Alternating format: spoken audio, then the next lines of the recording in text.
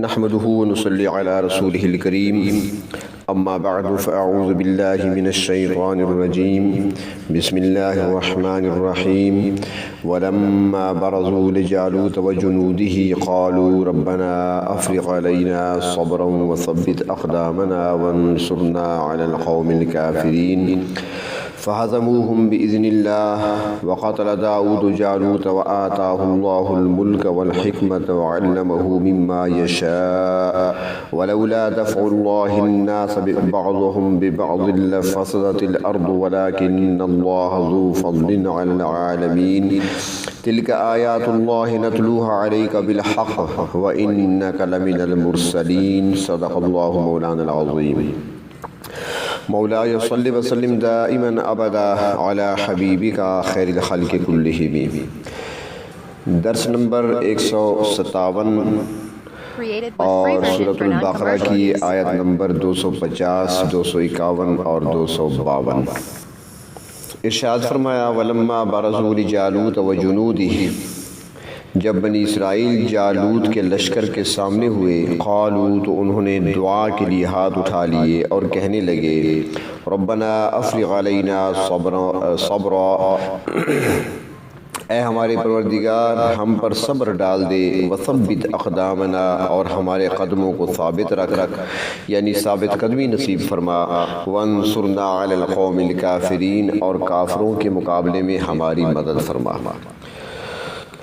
دعا بہت ہی اعلیٰ و عرفہ چیز ہے جس کے ذریعے سے انسان اپنے پروردگار کے ساتھ اپنا تعلق قائم کرتا ہے، خاص طور پر ایسی حالت میں کہ جب ایک مسلمان میدان جنگ میں ہو، اور میدان جنگ میں یہی ایک فرق ہے کہ اہل ایمان اللہ رب العزت کی طرف متوجہ ہوتے ہیں، خوب گڑ گڑا کر اللہ کے سامنے عاجزی و انکساری کے ذریعے سے فتح و نصرت کی اور مدد کی دعا کرتے ہیں، جبکہ غیر مسلم قوتیں اپنی طاقت اور غرور کے نشے میں ہوتی ہیں اور شراب پی کر اور گانے گاتے ہوئے جنگ کی ابتدا کرتے ہیں۔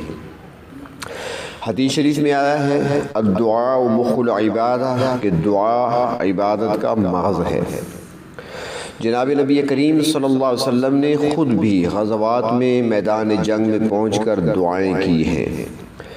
غزوہ بدر کے متعلق تو روایات احادیث کی تقریباً تمام کتابوں میں موجود ہیں کہ اللہ کے رسول صلی اللہ علیہ وسلم نے کس قدر گڑ گڑا کر دعا فرمائی، ساری رات عاجزی و انکساری کے ساتھ دعا مانگتے رہے، جبکہ 1000 سے مقابلہ تھا، 313 جوان آپ کے ساتھ تھے۔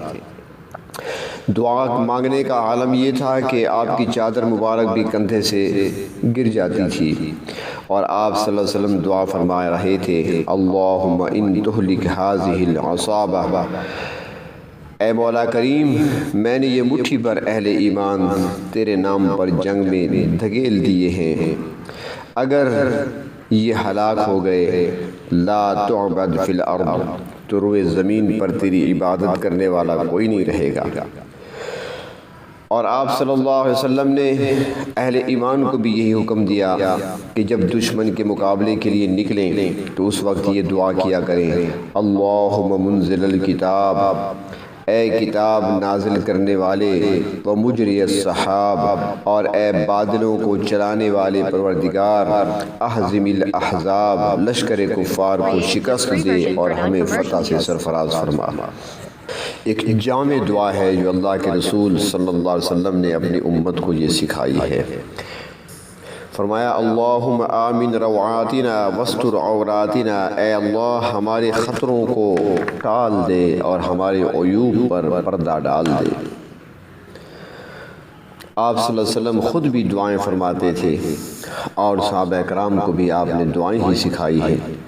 حضرت علی رضی اللہ تعالیٰ عنہ نے دیکھا کہ بدر کے میدان میں جناب نبی کریم صلی اللہ علیہ وسلم سجدے کی حالت میں نہایت عاجزی و انکساری کے ساتھ فرما رہے ہیں یا حی یا قیوم، اللہ سے مانگ رہے ہیں کہ اے ہمارے پروردگار ہم تیری رضا کی خاطر آئے ہیں، ہماری زندگی اور موت تیرے ہاتھ میں ہے، مخالفین اور دشمنوں کے مقابلے میں ہمارا غلبہ تیری مشیت پر منحصر ہے۔ آپ یہ دعائیں کر رہے تھے۔ حضرت علی رضی اللہ تعالیٰ عنہ یہ دیکھ کر چلے گئے، میدان جنگ کا چکر لگا کر واپس آئے تو آ کر دیکھا کہ جناب نبی کریم صلی اللہ علیہ وسلم اسی طرح سجدے میں پڑے ہوئے ہیں اور اللہ کے حضور دعائیں فرما رہے ہیں۔ دعا کے اندر اللہ رب العزت نے بڑی تاثیر رکھی ہے۔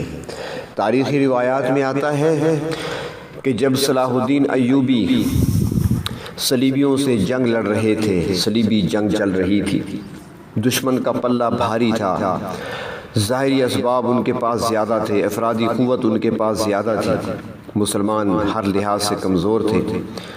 تو اس دوران صلاح الدین کو پتہ چلا کہ یورپ سے ایک بحری بیڑا بطور کمک کے ان کی امداد کے اور آ رہا ہے۔ جب یہ اطلاع ملی تو پریشان ہو گئے، چنانچہ رات کو عشاء کے بعد مسجد تشریف لے گئے اور اللہ کے سامنے رونا شروع کر دیا، گڑ گڑانا شروع کر دیا، مانگنا شروع کر دیا، اے میرے رب، دشمن طاقت میں ظاہری اسباب میں پہلے بھی ہم پہ بھاری ہے، اب سنا ہے کہ ایک اور بحری بیڑا ان کا آ رہا ہے مدد کے لیے، یا اللہ اگر وہ پہنچتا ہے یا اس کے آنے کی اطلاع میری سپاہیوں کو ملتی ہے تو یا اللہ کہیں ایسا نہ ہو کہ میری یہ تھوڑی سی جماعت، میرے تھوڑے سے افراد، میرے تھوڑے سے سپاہی ہمت ہار نہ بیٹھیں، دل کمزور نہ ہو جائیں، گھبرا نہ جائیں، ڈر نہ جائیں، بزدل نہ پڑ جائیں، اے میرے پروردگار میری مدد فرما۔ ساری رات صلاح الدین روتے رہے مسجد میں۔ صبح کی اذان ہوئی، نماز ادا کی، نماز پڑھ کے وہاں سے باہر نکلے۔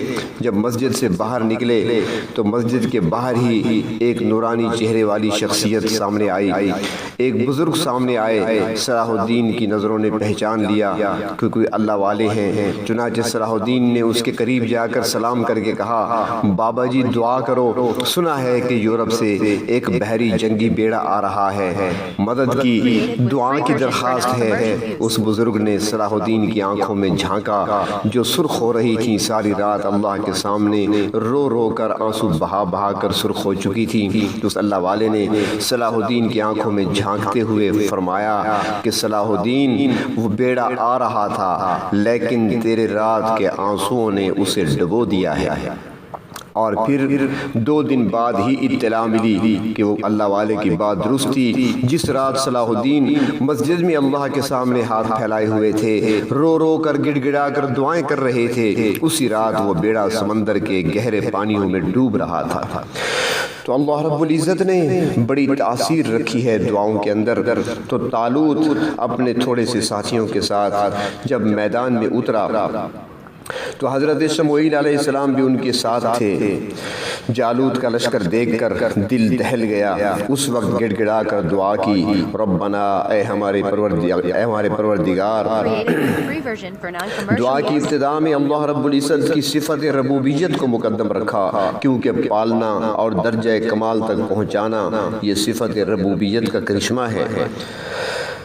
اور ربنا کے لفظ کے ساتھ اپنی عاجزی اور انکساری کا اظہار کیا، اور اکثر دعاؤں میں ربنا کا لفظ پہلے آتا ہے۔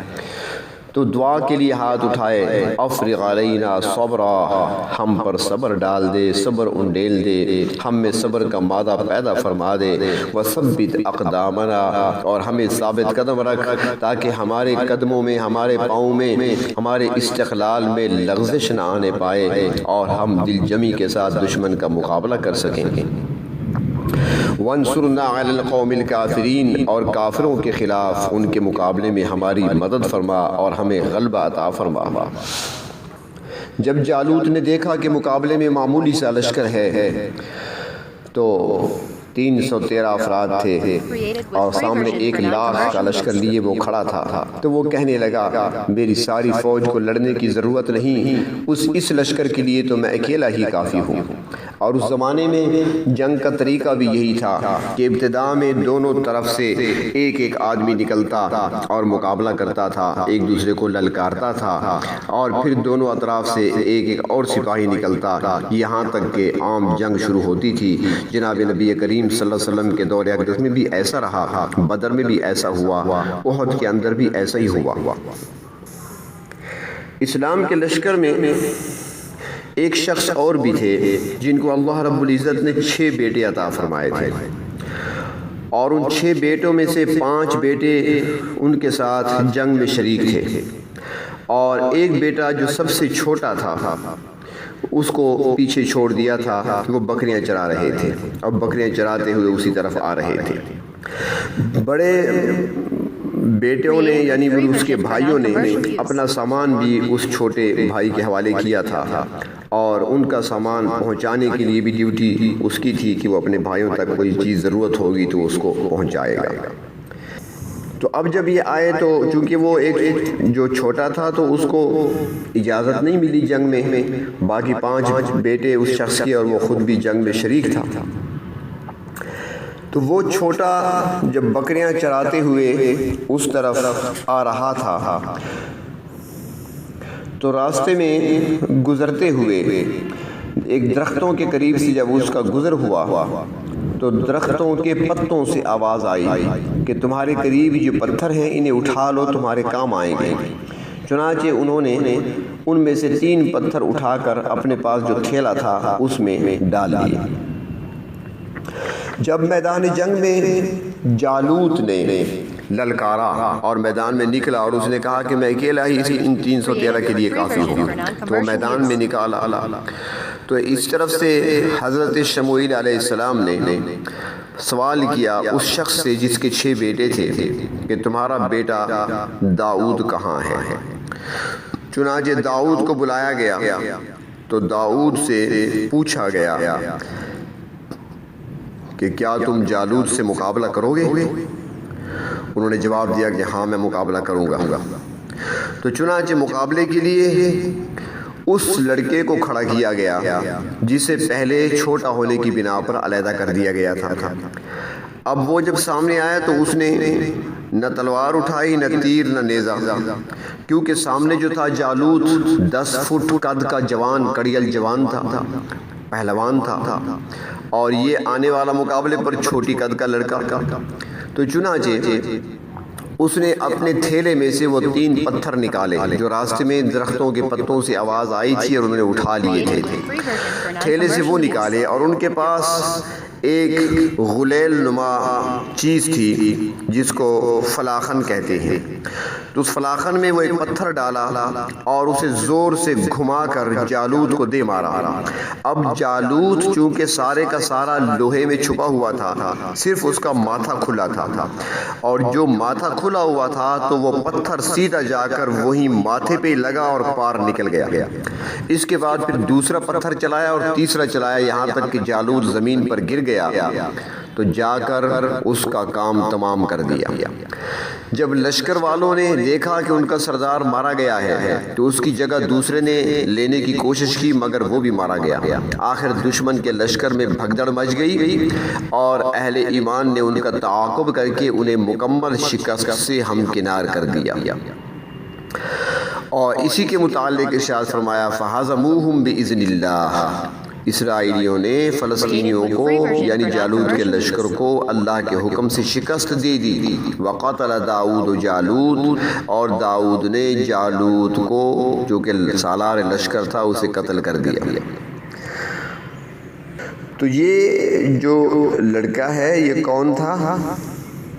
یہی وہ شخصیت ہے کہ جب طالوت کی وفات ہوئی تو یہی بادشاہ بنے، اور جب شموئیل علیہ السلام کی وفات ہوئی تو نبوت بھی ان کو عطا کی گئی، جن کو حضرت داؤد علیہ السلام کہا جاتا ہے۔ حضرت داؤد علیہ السلام کا ذکر قرآن حکیم میں 16 مرتبہ آیا ہے، کیونکہ حضرت داؤد علیہ السلام بنی اسرائیل کے ایک جلیل القدر صاحب کتاب پیغمبر ہے۔ اللہ رب العزت نے آپ پر زبور نامی کتاب نازل فرمائی۔ حضرت داؤد علیہ السلام کی امتیازی شان یہ ہے کہ اللہ تعالیٰ نے نبوت کے ساتھ انہیں دنیاوی حکومت و سلطنت سے بھی سرفراز فرمایا ہے۔ اللہ رب العزت نے آپ کو نہایت خوش الحان بھی بنایا تھا، یعنی آپ کی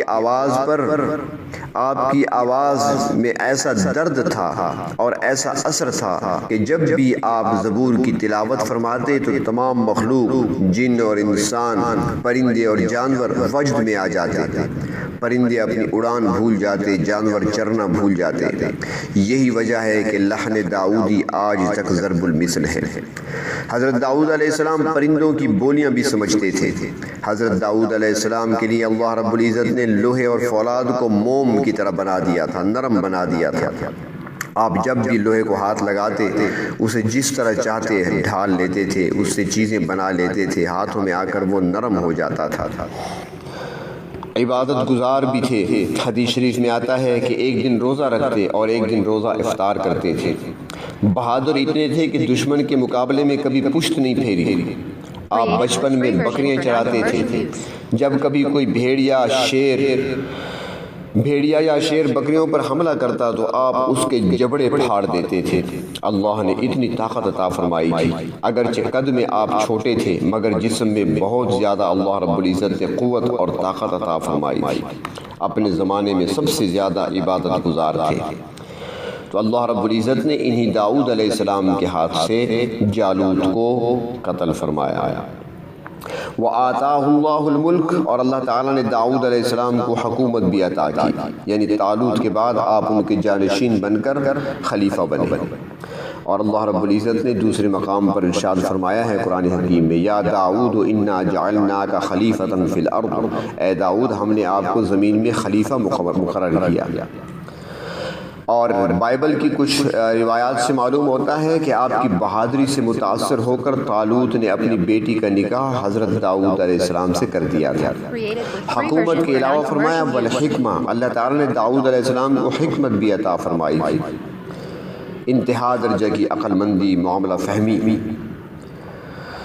اور یہاں پر حکمت سے مراد فرماتے ہیں کہ نبوت بھی ہے کہ اللہ رب العزت نے حضرت شموئیل علیہ السلام کی وفات کے بعد حضرت داؤد علیہ السلام کو نبوت بھی عطا فرمائی تھی۔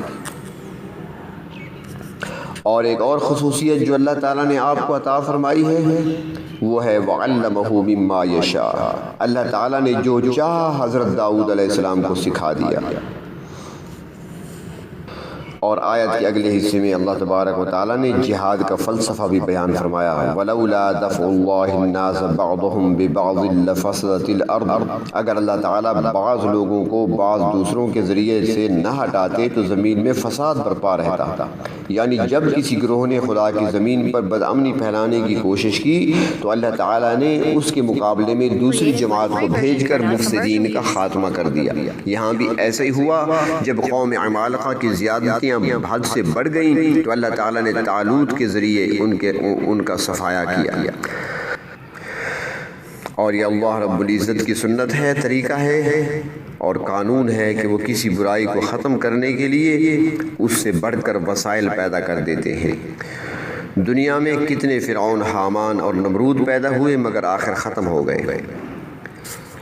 فرمایا وَلَٰكِنَّ اللَّهَ ذُو فَضْلٍ عَلَى الْعَالَمِينَ، اللہ تعالیٰ اہل جہان پر فضل کرنے والا ہے۔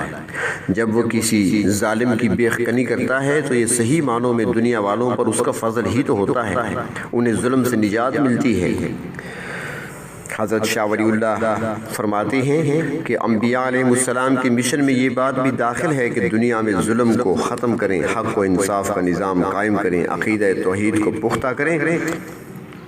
تو آخر میں اللہ تبارک و تعالیٰ نے ارشاد فرمایا تلک آیات اللہ نتلوہا علیک بالحق، یہ اللہ کی نشانیاں ہیں، اللہ کی آیتیں ہیں جنہیں ہم آپ کو حق کے ساتھ سناتے ہیں، وحی کے ذریعے آپ کو بتلاتے ہیں، وگرنہ آپ صلی اللہ علیہ وسلم نے کوئی تاریخ نہیں پڑھی، نہ کسی تاریخ میں ایسے واقعات موجود ہیں۔ یہ آپ صلی اللہ علیہ وسلم کی نبوت و رسالت کی نشانی ہے کہ آپ کے علم میں ایسے ایسے واقعات آ رہے ہیں، اور پھر یہ اللہ تعالیٰ کی مشیت پر منحصر ہے کہ وہ جو واقعات چاہے آپ کو بتلا دے اور جو چاہے وہ آپ کو نہ بتلائے۔ وَإِنَّكَ لَمِنَ الْمُرْسَلِينَ، اور یقیناً آپ اللہ کے نبیوں میں سے ہیں، رسولوں میں سے ہیں، بلکہ سلسلہ انبیاء کی آخری کڑی ہیں۔ آپ کے بعد نبوت کا سلسلہ ختم ہو گیا، لہٰذا آپ خاتم النبیین ہیں، آپ کے بعد کسی نبی نے نہیں آنا۔ وآخر الدعوانا ان الحمد للہ رب العالمین۔